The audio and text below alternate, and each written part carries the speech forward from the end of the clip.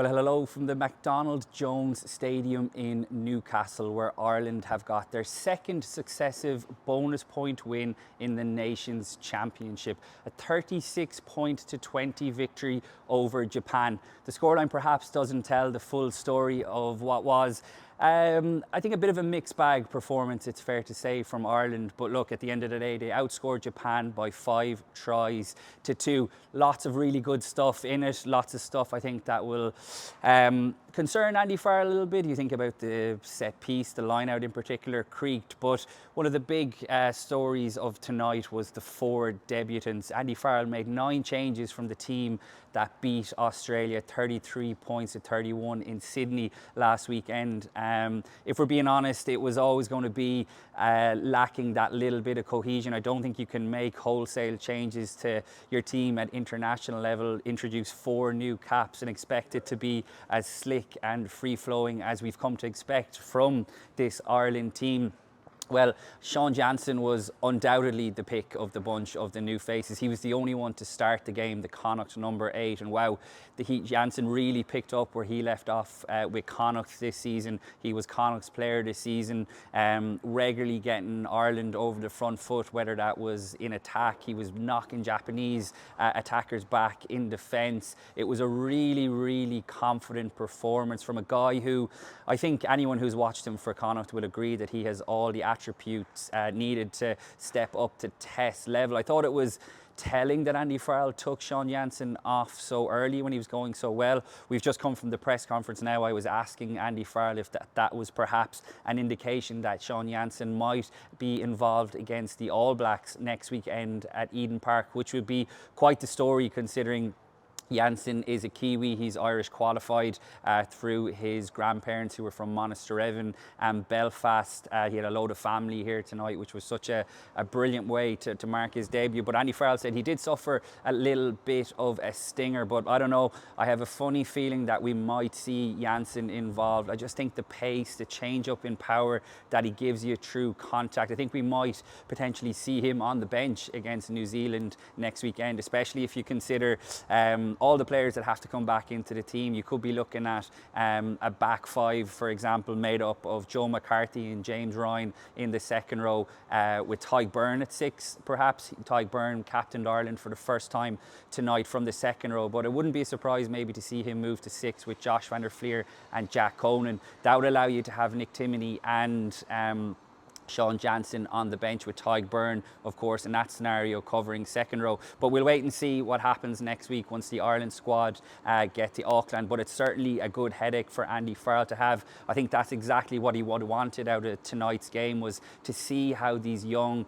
inexperienced players would handle the step up to Test rugby. And like I said, Jansen was outstanding. Well, Jansen's Connacht's teammates, wow, what a story it was for 20-year-old Billy Bowen to come off the bench tonight. He had a brilliant breakthrough season with Connacht and didn't have it all his own way for sure when he came off the bench, but what a brilliant experience from such a young prop who there aren't too many 20-year-old looseheads around who are making their debut at Test level. So that is a real testament to the potential and the quality that Billy Bowen has, of course, the Kildare native.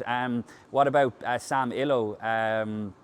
Bowen's fellow Connacht prop. Well, he got on pretty early in the second half, which was a massive show of faith in him from Andy Farrell. He came on at the same time as Bundy Aki and struggled at his first scrum, but wow, he locked out the second scrum in really convincing fashion. And you can see why Andy Farrell, John Fogarty, the Ireland scrum coach, Paul O'Connell, the forwards coach, why they're really excited about the power and aggression that Illo offers. And I thought he was very good, along with Bundy Aki, who just looked like a man possessed. He obviously really wants to be involved against the All Blacks next week. Well, the 4th debutant was Bryn Ward, who had a bit of a mixed bag, I think it's fair to say, when he came on as well. Gave away a penalty, I think it was off his first carry, but then he quickly made up for it with a huge carry. He's a big boy, 21 years old. I think he's going to win plenty more Ireland caps as well. So we'll wait and see if any of them are involved next week. It'll probably be a big ask to go to Eden Park, but I think Jansen is the one who you would feel really confident about. So we'll see how that goes. The game itself, I think we've got to give a lot of credit to Japan. as I wrote in my match report just now, after an hour, the game was in the balance. It was only a 6-point game. The scoreline at the end gives a different complexion, a more positive complexion from an Irish point of view. But like I said at the start, it didn't quite tell the full story of the questions that the Japanese attack posed this inexperienced Ireland side. And I think, again, we have to allow for the fact that a lot of these combinations hadn't been tested before. Well, they got off to a dream start. Ronan Kelleher's overthrown line-out picked off by the Japanese winger, who ran clear from his own half to score, and suddenly Japan were 7-0 in front. And the line-out issue that Ireland had there for the very first one was a little bit, unfortunately, a sign of things to come. Ronan Kelleher was winning his 50th cap, but he had his struggles out of touch as the hooker. Look, it's not all down to him in terms of the line-out malfunction, but that is such a key area of the game that Ireland are simply going to have to nail if they have any chance of winning at Eden Park next weekend and breaking the All Blacks record. They were super impressive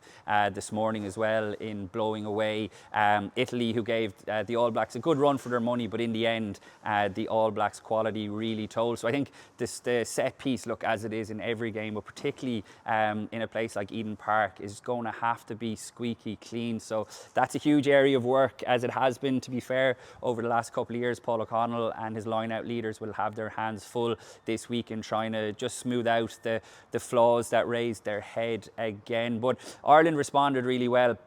Nick Timoney scored a brilliant team try on the 14th phase. Timoney had another good game. He fully deserved his start. I think it wouldn't be any surprise if he reverts to the bench role next week, purely just because of the impact that he gives you off the bench with Josh van der Flier to start. It was great to see Tom O'Toole score his first test try. Again, had a couple of issues at the scrum, and it's going to be a big week for Tom O'Toole. Jeremy Loughman is hopefully going to be back following missing tonight's game due to concussion. Andy Farrell expects Loughman to be back, but you'd imagine that Tom O'Toole is going to be the starter. And it's worth remembering that Tom O'Toole is still converting from a tight head to a loose head. There are going to be issues. It's not going to be perfect. It's a really difficult ask to switch across sides of the scrum, but I think by and large, you look at the body of work that Tom O'Toole has done in the Six Nations leading into this summer, I think there's a lot to be encouraged by there. Robbie Henshaw scored a really excellent try for Ireland as well. I thought Henshaw was very good tonight, one of Ireland's better performers. He was really resolute in defence, and actually the try that he scored in the goals just behind me here was a really good finish. He actually made that finish look a lot easier than what it was, and I thought Henshaw was one of Ireland's better players, as was Jimmy O'Brien. It would be remiss of me to omit Jimmy O'Brien, who perhaps doesn't get the headlines that other players get, but he was good last weekend against Australia. He took another step up again tonight, I felt, and he was one of Leinster's better players this season. Was really unlucky. We spoke to him earlier this week. He was really unlucky to miss out on both the Champions Cup final and the URC final. So I think Andy Farrell has a big decision to make on the left wing for the All Blacks next week. My sense at this remove is that he will probably favour going back to Jamie Osborne on the left wing. Osborne started at fullback tonight, but Hugo Keenan is certainly going to come back in at fullback next week, and I have a feeling that Farrell may revert to Osborne's size and power on the left wing, but he's going to be going up against Will Jordan, who broke the try scoring record for the All Blacks against Italy today in stunning fashion, really, with that hat-trick. And the pace that Jordan has out wide is going to be a massive concern for Ireland, and I think Jimmy O'Brien has really put himself in the conversation to start there on the left wing. So look, we'll see what happens, how that plays out. Sean Jansen got Ireland's bonus point try, a really powerful finish, and it was a try that his performance merited. Like I said at the start, I thought he was outstanding. Pretty easy choice as man of the match, and it was just so encouraging to see how he managed to step up, like I said, from URC, from Challenge Cup rugby into Test rugby. Really bodes well with what's to come. But Ireland's discipline at different times just let them down, really sloppy errors. They should have had the bonus point wrapped up on the stroke of half-time, but Craig Casey perhaps didn't make the right decision in firing that pass out to Robbie Henshaw. If he just put it through the hands there, Ireland would have had a 3-on-1 and scored in the corner. And I think at half-time then, that would have given Andy Farrell, certainly his half-time team talk, a different complexion, whereas as it was, it kept Japan in the game, and you got to give them credit. Like I said, on the hour mark, it was a 6-point point game, and you're kind of thinking, wow, this is a bit like Shizuoka at the 2019 World Cup. The word Shizuoka just sends shivers down the spine of every Ireland supporter after Japan beat them at the World Cup. And while Ireland put themselves in that position, I think we have to give them a lot of credit for how they kept their composure and they never wilted, and I think the bench made a big impact in that. I really liked the shape that Harry Byrne brought to the attack when he came on at 10. He confidently kicked over a penalty near the end that Ireland really desperately needed to give them a bit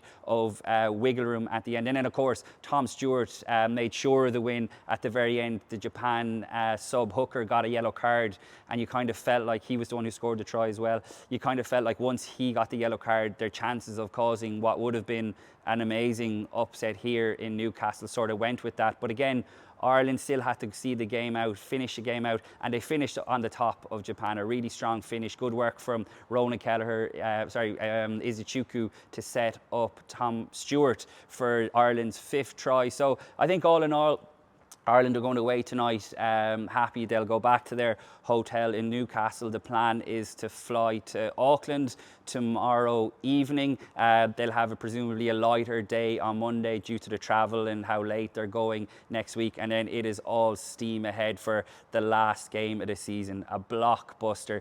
The game against Eden Park has been circled in Andy Farrell's calendar for a long time. Look, the North Star for this team is next year's World Cup when we'll be back here in Australia. But the idea of an Ireland team winning in Eden Park for the first time is something that Andy Farrell has been pushing his team to do. It's going to take something very special, like let's not beat around the bush. And the All Blacks are looking very good, it has to be said, under Dave Rennie. But just like the All Blacks, they've got 10 points from a possible 10 from their first 2 games of this new Nations Championship. 4 new caps, 5 tries. It wasn't perfect, but there was an awful lot to like from it. We'll see how they get on next week, and we will have all the best coverage on the Irish Independent, so make sure you stay tuned.